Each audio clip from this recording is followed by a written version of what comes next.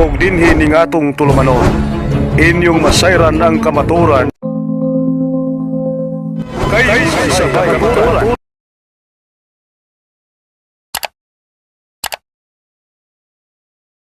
Yan, magandang umaga, tanghali sa atin mga kapatid. At muli sa panibagong pagkakataon ay meron naman tayong episode ng Ang Dating Landas by Facebook. Ngayon, ating tatalakayin, pero bago muna yan, kasama natin si kapatid na JB, na saan ka galing bro? Manila po bro. Yung religion mo dati? INC. Sabi yan, kasama rin natin ang pinakagwapo sa aming tatlo, si kapatid na Mars. Ayan, para makapagpasimula tayo, ano bang purpose ng Ang Dating Landas? Ito ba'y para Manila? Manilo, Manira, Manire, kaya ang sinasabi ng mga pastor-pastor ng mga buwan natin dyan. Eka! Nangangaral kayo, walang pag-ibig. Dapat mangaral kayo may pag-ibig. Ba't wala bang pag-ibig itong tunahin kayo? Ito nga yung konteksto ng pag-ibig na itinuturo ng mga apostol sa 12.9 ng Roma. Anong sabi? Ang pag-ibig ay walang maging pagpapaimbabaw, kapuotan ninyong masama. Yun ang utos, mapuot ka sa masama. Pagpalagay mo na lang, yung anak mo, gumawa ng kalokohan, hindi mo ba kakatawin yun? Kakatawin mo yan, matutuwa ka lang. Bakit masama yung ginawa niya eh? Nakita mo nagdakaw sa tindahan ni Aling Limang Roy? Nakita mo nang upit sa tindahan ni Aling Mila? Ikaw naman, ina ka, tatay ka, hindi mo ba kapupuutan yung anak mo? Doon na ginawa niyang masama. Aba, kung ako yun, palulubutin ko pa sa mundo yun, bilang disiplina. Dahil yun ang sabi eh, maiging paluin ng bata sa puwet. Hindi na ako magtatanong kung meron mga ganyan na nagsasabi wala tayong pag-ibig kung mangaral. Ano walang pag-ibig? Nagbabasa ba kayo ng Biblia ninyo? Nasa 12.9 na nga ng Rome na ang pag-ibig ay walang maging pagpapaimbabaw. Therefore, yung pag-ibig na itinuturo namin, hindi pa imbabaw. Na ano? Na napupuot sa masama. Sa papaanong paraan? Basahin natin ang 1.13 ng Tito. Ang sabi, ang patotong ito'y tunay dahil dito, sa way mong may kabagsikan sila. Talagang sisigaw ka, talagang dadalihin mo sila. Ba't ka naman matatakot kung Kristiyano ka? Ang sabi nga ni Kristo sa Mateo, huwag kayong makatakot sa nagsisipatay ng katawan. Datapot hindi na nga kakapatay ng espiritu. Kaya po, sitakin niyo ko. Hindi ko matatakot sa inyo, mga protestante. Mga kamputay ng demonyo ayon sa Biblia. Basahin natin ang 24 Mateo kung kayo Mark. Sapagkat may maglilitawan ng mga bula ang Kristo at mga bula ang propeta at magpapakita ng mga dakilang tanda at mga kababalaghan Na? ano pat ililigaw ang mga ari pati ng mga hira. Ayun. Yun naman pala ang sabi ni Kristo eh. Maraming mga bulaang propetang magsisilisaw sa sanlibutan. Ano pat maaaring iligaw ang mga hirang. Kaya nga libo-libo ng Katoliko na aakay ng mga ito eh. Lalo nung isang relihiyon sa Pilipinas, sa kulto. Maraming kulto eh. Diyan rin sa Africa. Diyan rin sa Brazil. Napakadaming kulto. Katunayan na natutupad yung sinabi ni Kristo sa 24 ng Mateo na maraming magsisilitaw. Pag sinabing lumitaw, sumulpot. Tayo, hindi naman tayo sumulpot eh. Hindi applicable sa atin yan. Ngayon, anong purpose ng Ang Dating Landas? Para ba manira? Hindi para manira. Hindi para mantapak ng kapwa. Kundi para kapuotan yung masama dahil yan yung pag-ibig na sinasabi ng Biblia na hindi paimbabaw na nasa 12.9 ng Roma. Na ginawa rin mismo ni Kristo dun sa mga skribat pariseyo sa 23.15 ng Mateo. Nung nakita niyo yung mga skribat pariseyo kung ano-ano ginagawa doon sa templo, sabi niya, saaban ninyo, mga skribat pariseyo, pinunan niya eh. Ano bang sabi? Kasi sasabihin ng mga protestante, ba't si Kristo ka ba? Hindi. Pero una-una, hindi naman ako pinakusap. Wala naman ako sa kanan ng Diyos. Alagad ako ni Kristo, pero hindi ako si Kristo. Pero ang utos, sa Filipos 2:5 hanggang 8, magkaroon tayo ng pag-iisip na ito'y na kay Kristo Jesus na naman. Na ano? Na kung paanong pumuna si Kristo, sumigaw si Kristo, pinunan niya, pinrangka niya, yung mga skribat pariseo na nakakaligaw ng tao, ganun rin ang gagawin natin. Dahil yan ang definition ng tunay na pag-ibig na tinuturo ng Biblia. Tapos itong mga pastor na ito, takot makipag-diskusyon. Sasabihin, ang highest form of debate, mamigay na lang ng lugaw. Hindi, laban pala sa laman ng pagtibakan ninyo, mga duwag. Bakit? Dahil ang pakikibakang itinuturo ng Biblia sa ikalawang Korinto 4:5, hindi laban sa laman. Spiritual warfare. Aral sa aral. Dahil dyan mo makikilala ang totoo eh. Basahin natin sa 1:17, kapatid na JD. 17. Kung ang sino mang tao ay nag-iibig gumawa ng kanyang kalooban, ay makikilala niya ang turo. Ayun. Saan makikilala ang totoo? Sa turo. Eh ngayon, yung ipinangangaral ng isang pastor, ipinangangaral ng mga born again, pinangangaral ng mga Pentecostal, taliwas na dun sa turo na makikilala mong katotohanan. Anong dapat natin gawin bilang Kristiyano? Sabi sa ikalawang Korinto 4:5, ang ating pakikilaban ay hindi laban sa laman, kundi sa harapan ng Diyos na siyang may kapangyarihan gumiba ng tuta. Pag sinabing giba, talagang pupukpukin mo yon. Dahil hindi mo naman magigiba yung isang pader kung hindi mo pupukpukin. Talagang pupukpukin mo. Talagang gigibain mo kung talagang totoong Kristiyano ka. Eh kung di ka Kristiyano, huwag ka na sumamba kay Kristo. Huwag ka nang gumawa gaya ng sinasabi ng mga pastor na naalala ko, kapatid na Bagtas, kapatid na David, yung isang pastor ng born again, hindi na daw ipaliligtas ang gawa ayon sa Biblia. Pakinggan natin, mga kapatid. Ng mabuting gawa mo. Nope, never. If you think na yung paggawa lang ng mabuti ang dahilan para makapunta ka ng langit, you are in danger. No. Ayan, napakinggan natin si Pastor Roto na ang pangalan ay Teres Lai ng born again Christian Puno. Na ang sabi niya, kung sa tingin mo ang mabuting gawa ay ikaliligtas, nagkakamali ka. No. Bakit? Because you are in danger. Saan mo nabasa yan? Na pag gumawa ka ng mabuti, eh you are in danger. Ako parang in danger species itong pastor dito. Pasensya na kayo mga kapatid, ba't ako buot na buot sa mga ito dahil yun ang utos ng ating Panginoon sa Kristo na ipinasulat kay Pablo. At ang sabi ng ating isang santo, hindi ako karapat-dapat na tawaging Katoliko kung hindi ko kayang ipagtanggol ang ating pananampalataya. Kaya bilang Katoliko, hindi tayo magpapainit ng puwet, hindi tayo magpapakiw, hindi tayo sasayaw-sayaw na lang. Anong gagawin natin? Ipagtatanggol natin ang ating pananampalataya na pinupuna o inuusig ng mga pastor na protestante. Tuloy tayo sa ating tema. Ang sinabi ng pastor na ito, kung sa tingin daw natin, ang kaligtasan, sa pamamagitan ng mabuting gawa, nagkakamali daw tayo. Anong masasabi ko ng kapatid na Bagtas? Doon sa sinabi ng pastor na napakadelikado daw kapag gumawa tayo ng mabuti. Hindi. Kasi tayo, magpapatawad tayo ng Panginoon. Yan pong magawa natin mga pagkakasal. Kaya nga ako, hindi ako naniniwala sa karma. Kasi kapag karma, kapag gumawa ka ng masama, hindi masama rin babalik sa'yo. Pag gumawa ka ng mabuti, mabuti rin babalik sa'yo. Siyempre si Lord, kapag gumawa ka ng mabuti, mas maraming biyaya ang darating sa'yo. Siyempre si Lord, nagpapatawad din. Diba? Alam mo yan, gets mo yan, bro. Ayan, ikaw naman kapatid na JD, anong masasabi mo dun sa isang pastor na nagsasabi, no, pag sumunod ka daw o gumawa ka daw ng mabuti, napaka-endanger daw na. Ano masasabi mo dun kapatid na JD? Ay, isang malaking kasinungalingan ng bro. Dahil sabi sa 3 ng Epeso, tayo kanyang gawa upa para sa mabubuting gawa. Sasabihin mo naman, delikado. Yan ang sinasabi ng mga pastor. Kaya mga kapatid, totoo ba itong sinasabi ng pastor nito? Na nagpapakilalang siya daw ay tunay na mangangaral at mangangaral-ngaral dyan sa Quezon City, sa mga campus, sa mga estudyante at lalo na sa social media. Makinig kayo, mga inaakay niya, maliliwanagan kayo dito sa kawat tulong ng Diyos kung makikinig kayo. Pero kung hindi kayo makikinig, sabi sa 8:47 ng 1, hindi kayo sa Diyos. Ay sa Diyos naman tayo. Pag-utos sa 4:1 ng 1, ating subukin ng Espiritu kung ito'y sa Diyos. Ngayon, biblical nga ba ang sinasabi ng mga pastor protestante at itong pastor na ito na napakadelikado daw kapag gumawa ka ng mabuti? Dahil unang-una, kasalungat siya ni Apostol Pablo. Dahil ang sabi ni Pablo sa 2:10 ng Epeso, tayo kanyang gawa na nilalang kay Kristo Jesus para sa mabubuting gawa. Kailangan pala ng mabuting gawa. Bakit? Doon tayo nilalang kay Kristo Kristo Jesus eh. Tapos sasabihin mo, hindi na kailangan. Sasabihin mo, napakadelikado.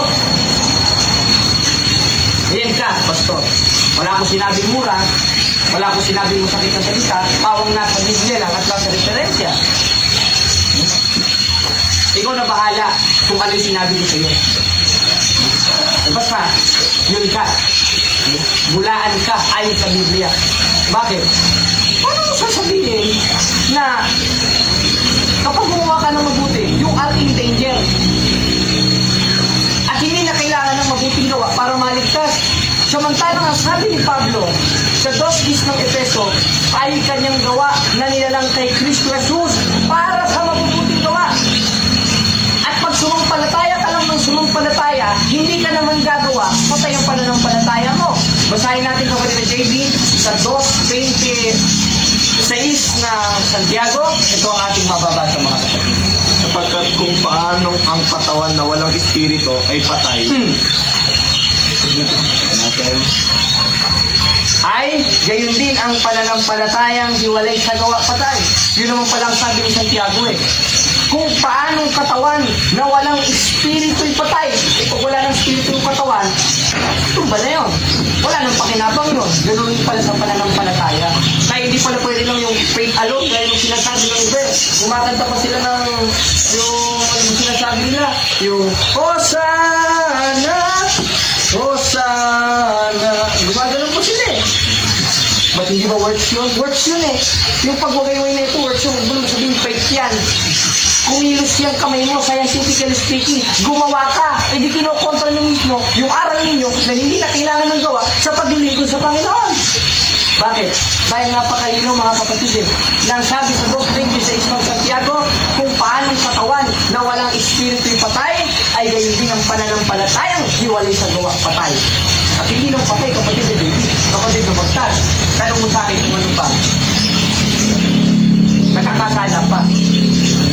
Basahin natin ang 4:17 ng Santiago, ang sabi,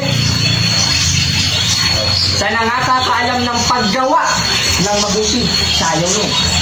Ngunit hindi ginagawa, gaya ng pagsabihan, ito'y kasalanan sa Kanya. Sino nagkakasala? Tayo ba? Sa Kanya. Itinuro niyo sa mga inosenteng Katoliko, sino nagkakasala na? Sila na lahat. At yan ay konsiderado mortal sin. Dahil sinasadya nyo na eh.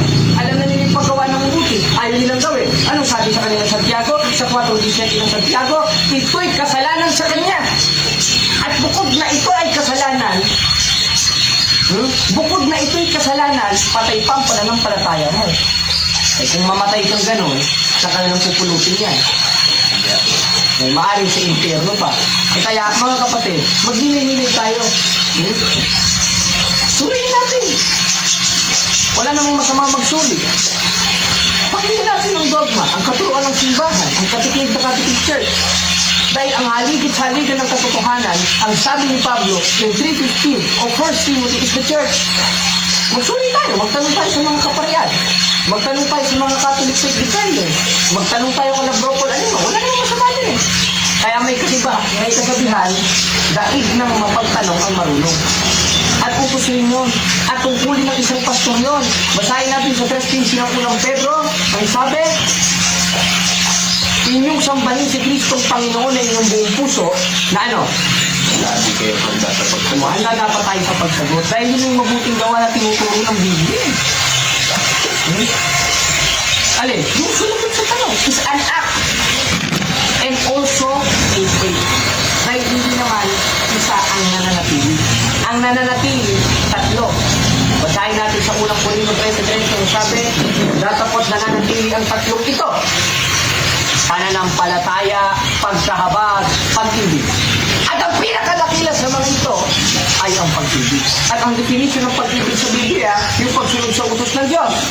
At para masunod natin yung utos ng Diyos, sa 3:18 ng unang 1, huwag tayong umibig ng salita, gaya ng mga pastor, hindi laman, kundi ng gawat na totohanan.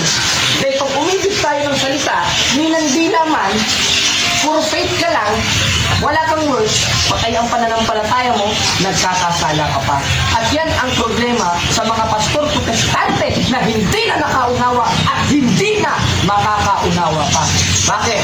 4:4 ng ang ikalawang Korinto, sabi na binulag ng Diyos ng sanlibutan ito. Alin?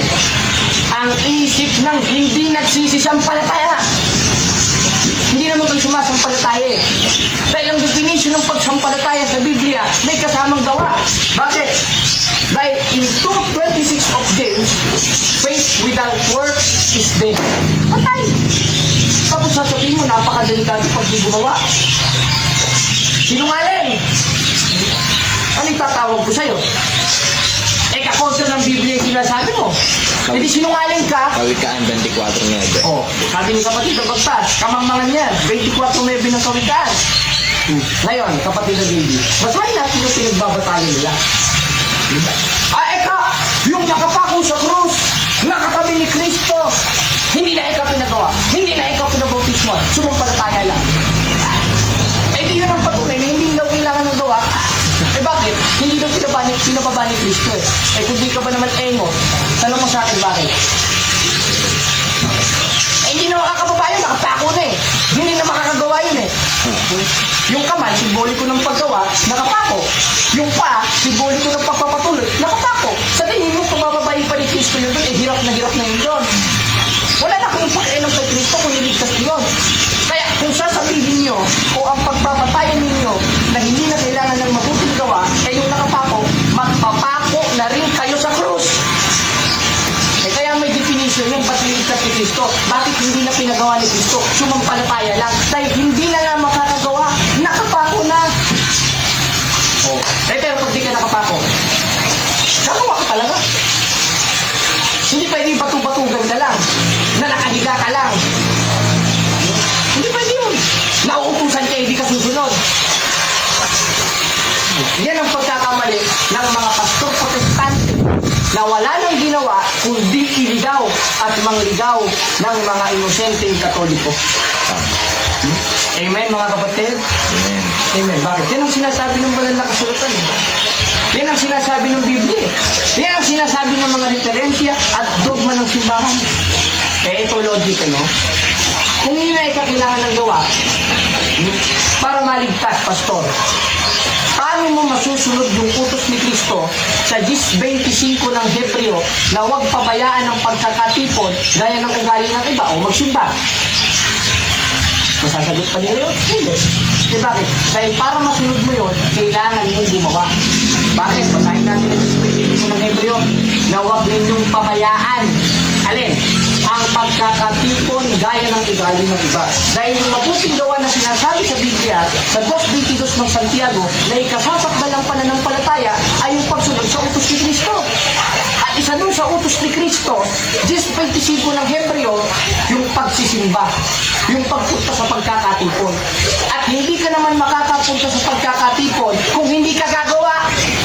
Ano ka kakalungin? Ano ka, baby? Kaya may kanta akong alam, yung umuwi ka na, baby, hindi na ako sanay nang wala ka, mahirap nang mag-isa, at sa gabing hinahanap-hanap kita, hanggang kailan ako maghihintay na makasama ka, muli sa buhay kong puno ng paghihirap. Yan ang mga buhay ng pastor. Kailangan pa nila ng baby sa kanila. Hindi gano'n ang tunay na Kristiyano. Bakit? Dahil sabi sa 2:22 ng Santiago, 3:18 ng unang 1, para maging sakdal ng ating pananampalataya at para masunod natin ang utos ng ating Panginoong Jesucristo sa pamamagitan ng gawa. Bakit? Dahil faith without works is dead. And the work, according to the Bible, or the definition of work, is to follow the commandment of Christ. And one of the commandment of Christ to congregate, to worship God.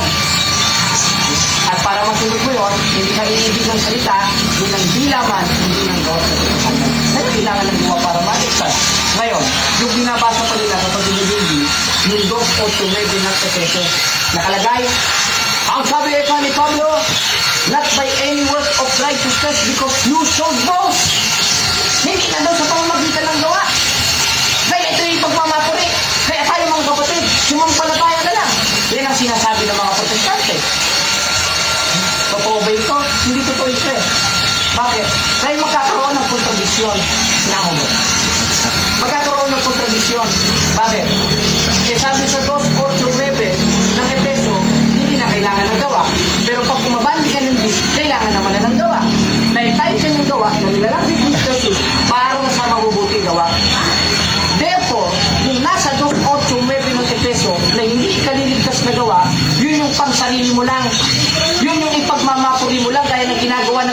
MCGI. May kanta pa sila eh. Ang dating daan ng katotohanan, bansang banal at lahi ng mga sinungaling. Bakit? Eh gumagawa sila ng mabuti sa harap ng mga tao na ito na may kakontra sa aral ng ating Panginoon Kristo. Kaya ang sabi sa 6:1 ng Mateo, iwasan ninyong magsigawa ng katwiran sa harap ng mga tao. Yun yung sinasabi sa 2:8, may ng Efeso, na hindi na isaliligtas. Yung ipagmamapuri mo, yung gawang pangsarili mo lang, hindi pang relihiyon. Naintindihan ba natin ito mga kapatid? Yung ating mga taga-subaybay sa dating landas, naintindihan natin ito. Dahil Tagalog naman ang binabasa natin eh. Bakit? Dahil hindi na kailangan ng gawa, according sa 2:8 verse 10 of Ephesians, bakit pa dinagdag yung versikulo 10? Na ano? Na tayo kanyang gawa na nilalang kay Kristo Jesus para sa mabuting gawa. Bakit? Dahil yung mabuting gawa na tinutukoy dyan, yung pangsarili mo lang, gaya ng ginagawa ng ang dating daan, o tinatawag kayong MCGI ni Daniel Rason. Kaya huwag kayong paluloko mga kapatid. Ganun lang naman yun eh. May intindihan natin yun eh. Kaya, yung sabi ng isang pastor sa diskusyon, saan mo naman mababasa, may kaliligtas ang gawa. Madali lang. Nasa 2:12 ng Filipo. Yung sabi, kaya nga, mga minamahal ko, kung paanong lagi ninyong pagsunod na hindi lamang sa harapan ko, kundi bagos ngayon ako'y wala na, ay inubusin ninyo ang gawain ng inyong sariling pagkaligtas. Paano tayo maliligtas? Sa pamamagitan ng gawain ng sariling pagkaligtas. At yun yung sinasabi natin sa 2:22 ng Santiago, 3:18 ng unang 1, 10:25 ng Hebreo, na ano? Na pagsunod sa utos ng ating Panginoon Kristo, yun ang mabuting gawa na sinasabi ko. At kung binabasa nila sa 2:8 ng Efeso, yun yung gawang pagsarili nila. Ay di na madali natin maintindihan ito mga kapatid. Kaya huwag tayo magpaloko sa mga pastor protestante na nagsasabi, good word is pero sa inyo. Hindi na daw kailangan ng mabuting gawa para maligtas, kalukuhan, kasinungalingan. Ikaw kapatid na David, anong masasabi mo doon sa argumento ng mga protestante? Yan.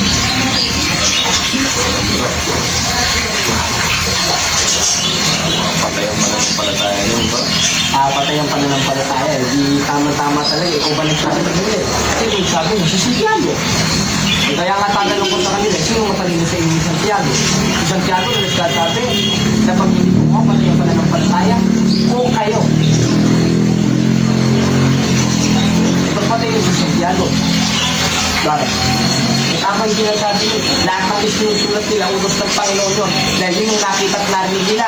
Unang ng unang 1, yung aming nakita at narinig ay siya namin ibinabalita sa inyo. At isa doon sa ibinabalita ng mga apostol, 2:12 ng Pilipos, tayo kanyang gawa. Na nilalang kay Kristo Jesus, o lubusin natin ang gawain ng ating sariling pagkaligtas. Kaya kailangan ng gawa para maligtas. At yun yung pagsunod sa utos ng Diyos. Eh di kailangan, paano mo kayong tututulan ito pag ka? Bakit? Sabi mo, in danger. Yung paggawa ng mabuti, pag pinapatungkol sa kaligtasan. Ba't ang sabi ni Pablo, lubusin ang gawain ng sariling pagkaligtas. At yung gawa na yun, yung pagsunod sa utos ng Diyos. Basahin natin sa 15 ng unang Korintong sabi, at sa pamamagitan naman ito, ligtas kayo. Kung matyagan ninyong iingatan ang mga salitang ipinangaral ko sa inyo. At para masunod natin yung mga salitang ipinangaral sa atin ng ating Panginoon Kristo sa pamamagitan ng gawa. Muli mga kapatid, wala na tayong maraming oras at sana may natutunan kayo at pasensya na kayo kung sumisigaw ako dahil utos naman yon sa 58 ng Isaias na umiyaw ka ng malakas, huwag ka magpigil. Ngayon talaga ako nagpipigil. Dahil yun naman ang utos eh. Yun ang definition ng pag-ibig na tinuturo ng Biblia. At malikus pa yun ng mabuting gawa na itinuturo ng Biblia gaya ng ginawa ng ating Panginoon sa Kristo. Kaya hanggang dito na lang mga kapatid at wala na tayong maraming oras. ug inyo nang nabati ang mga kamatuoran dinhi ning atong tulumanon kay sabay kamatuoran. Ako lang hinaot nga daghang kamog nakatunan. Daghang salamat.